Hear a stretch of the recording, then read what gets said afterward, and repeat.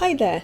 Today I'm going to be talking about the different sources from Egypt that can be used for studying the life of Cleopatra VII to show what is available that could be incorporated into your teaching. Most sources that are used for studying the life of Cleopatra, especially from an ancient history perspective, are the surviving Greek and Latin texts. The Egyptian sources are very different in nature, and not just different from the Greek and Latin, but also from Egypt. The texts are vary in their range and types. We have texts written in both the Egyptian language and Greek, as well as a range of other types of sources, including coins, seals, statues, and also temples.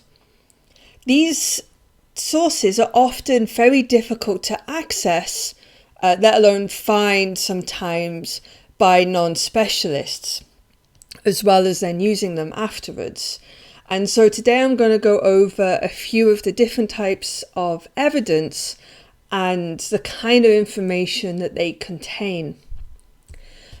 We're going to start off with textual sources in Egyptian. There are very few hieroglyphic or demotic sources for the life of Cleopatra VII. Demotic here being a cursive form of the Egyptian language used in later periods of Egyptian history down to the Roman period. In hieroglyphics, Cleopatra's name appears on her building at Amont, at the temple complex there, that we will return to later. A hand-drawn facsimile of these hieroglyphs is shown at the bottom of the screen here. And in her title, which includes her name in a cartouche, she describes herself as the female Horus, the Great One, mistress of perfection, brilliant in counsel, the mistress of the two lands, Cleopatra, the goddess who loves her father. And so a couple of really important bits here. One is that she's identified as the female Horus. Horus in Egyptian mythology being the living king of Egypt. She is clearly perceived here as the equivalent of an Egyptian king. Mistress of the two lands refers to the division of Egypt between Lower Egypt, the Delta, and Upper Egypt, the rest of the Nile Valley. So a unified Egypt, and she is ruler over both. And then at the end, the goddess who loves her life, which is included in the cartouche after her name. This links to one of her Greek titles, Philopator, who loves her father. So we see here in her name both echoes of earlier pharaonic practice, but also connections between the Egyptian and the Greek as well. In other Egyptian sources, we see her reign being referenced. Now, this is not a text written by Cleopatra directly concerning her, but we do get information about her reign. This is a stela from Coptos, we'll see this on a map soon, written underneath the relief showing Caesarion, her son, offering to various gods. We have 31 lines in Demotic concerning local agreements between different guilds and priests. And at the beginning we have a date that refers to the female pharaoh, the bodily daughter of kings who are on their part kings born of kings, Cleopatra the beneficent father-loving goddess, and of Pharaoh Ptolemy called Caesar, the father and mother-loving god. So Cleopatra clearly set here in a line of established kings of Egypt, mentioned alongside her son and co-regent Ptolemy. Other than the Egyptian sources, we have a range of other written sources in Greek from Egypt, written on papyrus. Now, Egypt is often set apart from many other places in the ancient Mediterranean due to the level of organic material that survives from the country, and this includes a large amount of text written on papyrus. I've got a couple of examples to look at. The first one falls under the category of royal edicts, or you'll see this referenced as royal ordinances or decrees, for example, issued by Cleopatra. The example that we have here is today in the papyrus collection of the State Museum in Berlin. I've given the inventory number. Typically, papyri are actually referenced by a system of sigla that refers to their publications, but for today's purposes, I've not used that system, but instead kept to the inventory numbers. This text provides an exemption from taxes to one Publius Canidius Crassus, who was Mark Antony's right-hand man. And so we see here a connection between events in Egypt, here taxation, economic policies and practices connected to the wider Roman world of which Cleopatra was also a part, and whose, the biographical part of her life in that respect is arguably much better known. This edict is dated to 33 BCE and it comes from Alexandria. Now, if we look at the actual papyrus itself, you see it's a pretty good state of survival, but it is a bit tattered around the edge, got a big crack down the middle. And in this particular case, which is quite common of papyri from this period, is that it was reused for the stuffing, the cartonnage, creating a mummy mask. One note of particular importance and why this text is so well known, not just for the individual, this absentee Roman general landlord in Egypt, is because, highlighted here in the square on the screen, this papyrus contains Cleopatra's own writing. The Greek phrase, make it so or make it happen, showing that what is contained in this edict should come to pass. Beyond these royal edicts that really show how high level works and how Cleopatra links to the Roman world, we also see evidence for wider concerns in the papyri from Egypt. On screen here is another text today in Berlin, and it is from Heracleopolis, which is just south of the Fayum as marked on the map on the right. It has been dated to 50 BCE, and so to the co-regency of Cleopatra and her father Ptolemy XII, although the date is a bit contentious and some scholars date it 15 years earlier. The decree itself concerns food issues and food supply in Egypt, and it stipulates that all grain grown in Middle Egypt, so really the area from Memphis, so the bottom of the delta south, has to be sent to Alexandria. It cannot be sent to other markets in ports or further south to Thebes. And what we seem to be dealing with here is economic measures implemented by Cleopatra in order to deal with food shortages, and food shortages a result of a poor flood, the annual flooding of the Nile, which led to economic distress. And this is a problem encountered by Cleopatra several times during her reign, and you could see this also is leading to some of the bigger, wider geopolitical issues in which she's involved, how internal economic crises of whatever scale can increase in size and impact her reign more significantly. Also from Heracleopolis, and showing again interesting concerns in how various issues in her country were running, we have an inscription written and still in situ in Heracleopolis, this inscription being a copy from an original papyrus text which is now lost, which protects local farmers from being exploited financially by local officials, exploited in terms of forcing them to pay higher taxes, for example. So the papyri and these inscriptions from the country show Cleopatra's governing in various different ways in order to make Egypt as prosperous and successful as it could be. Moving on from papyri, but connected tangentially in some ways, I want to look at coins and seals. Now, I've put in the heading here how they show images of Cleopatra, but they both provide other evidence for her as well. So in terms of connecting to the economy, as I just mentioned, we have coins.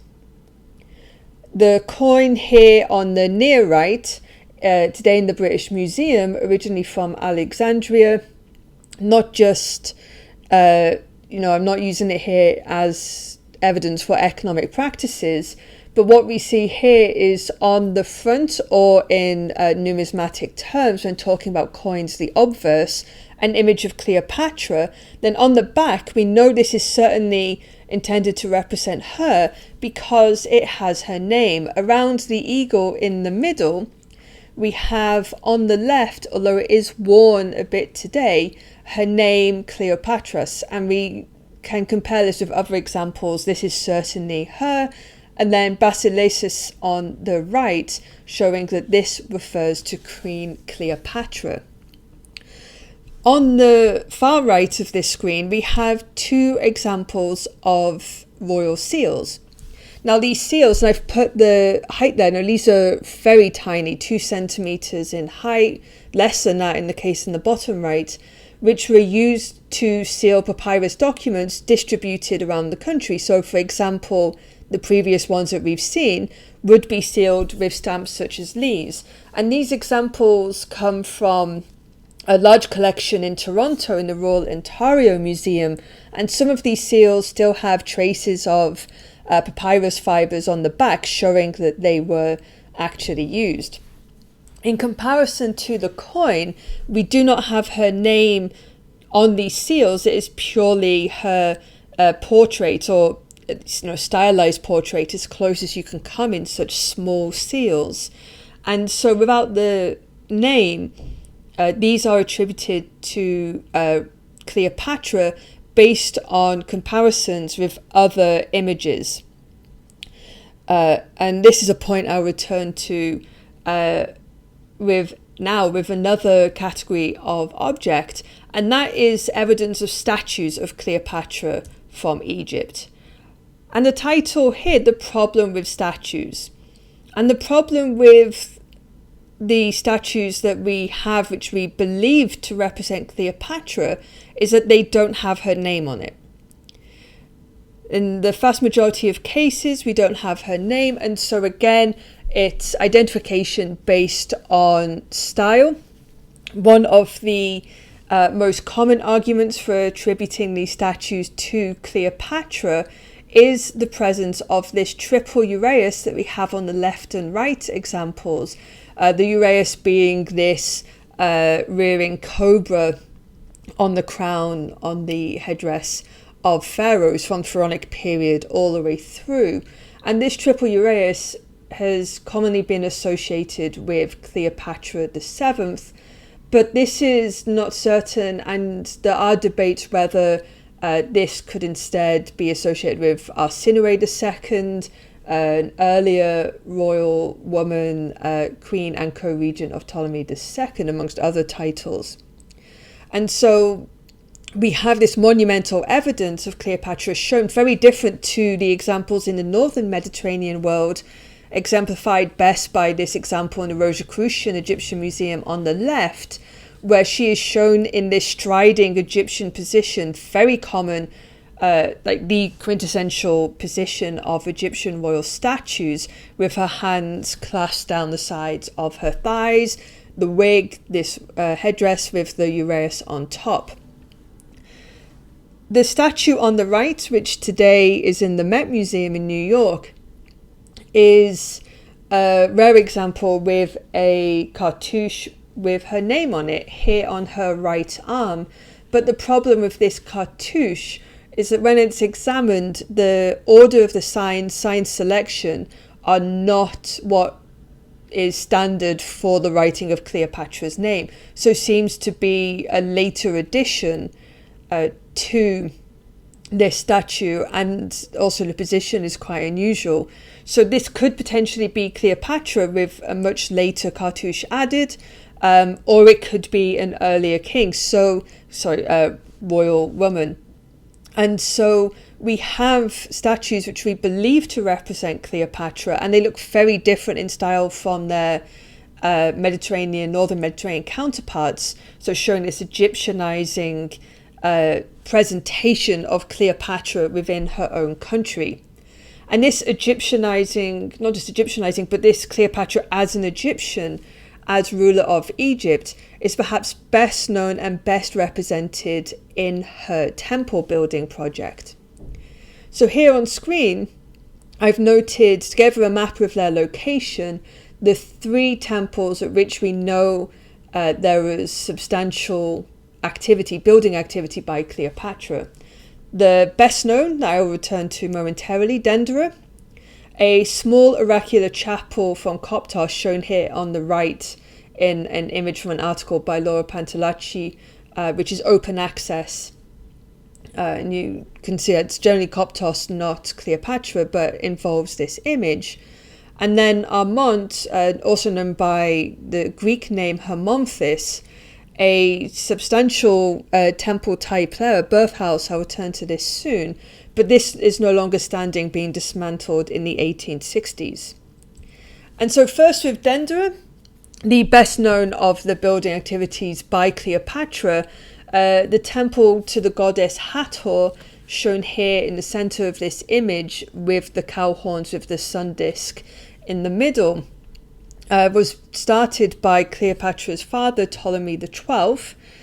She built the main temple area itself and substantial amounts of decoration, including this relief showing her in colossal form, colossal simply meaning larger than life-sized, together with her son Caesarion, offering to Hathor and her infant son Ihi in a very traditional Egyptian representation. So Cleopatra is shown as an Egyptian ruler of Egyptian regalia, doing Egyptian things in Upper Egypt, in Dendora, and through this representing herself and putting herself in the place of a long line of Egyptian rulers and acting as an Egyptian ruler should, but also supporting the priesthood being a financially very important group of individuals throughout Egypt. And so Cleopatra is not just acting in the way that a pharaoh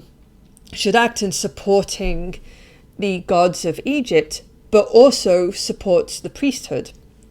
And so in times of political economic difficulty, this is a very important strategy to have.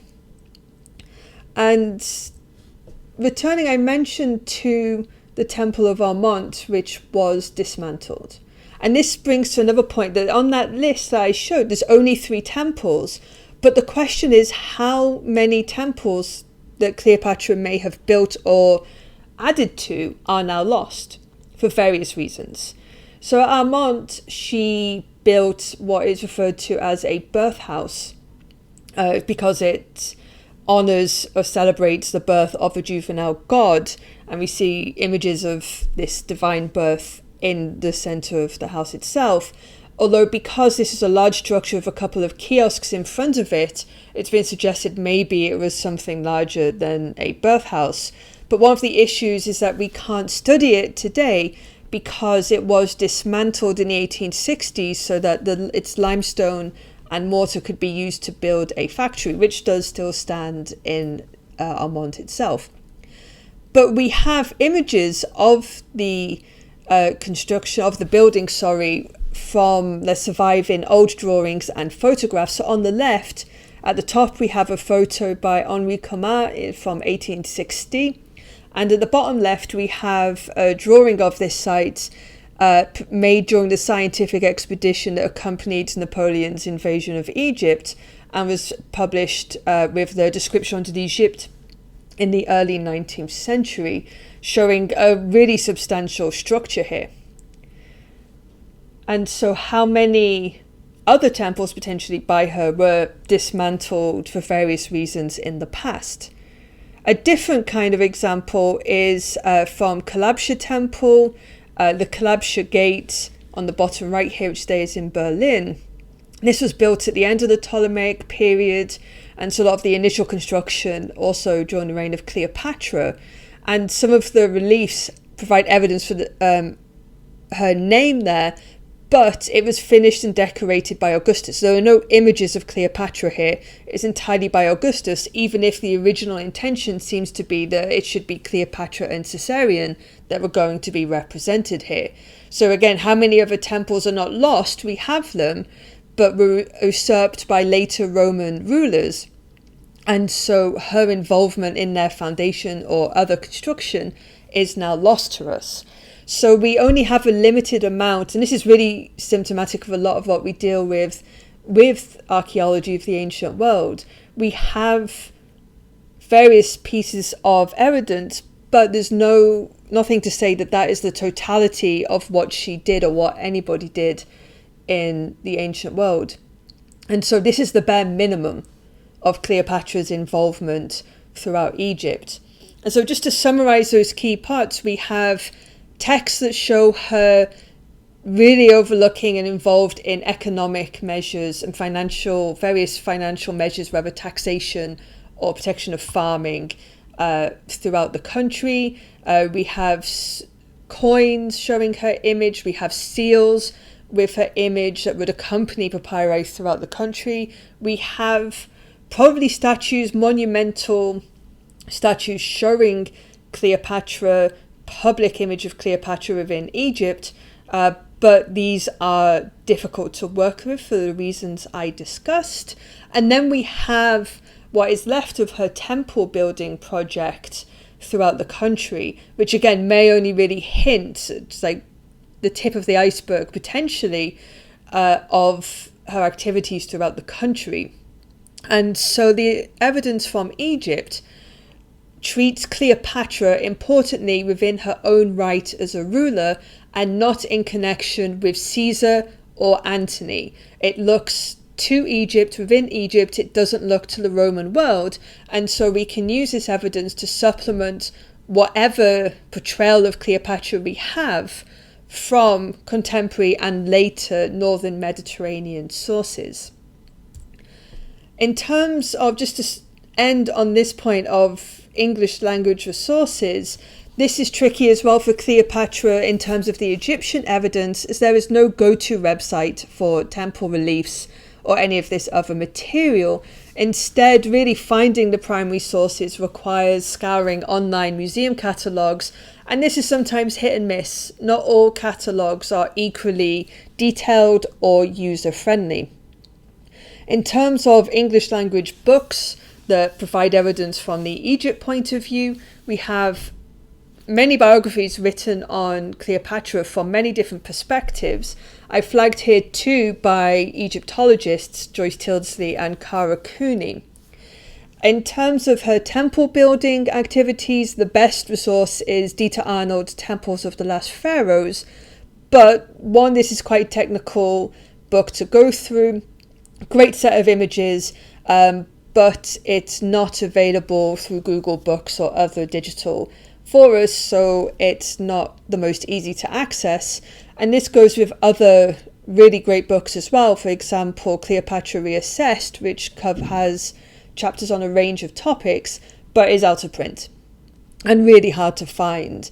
And so the evidence is there, it's just not easy to access. So I hope that this mini presentation helps to show what evidence is there, where some of this evidence is, and the kinds of information it gives about Cleopatra. And just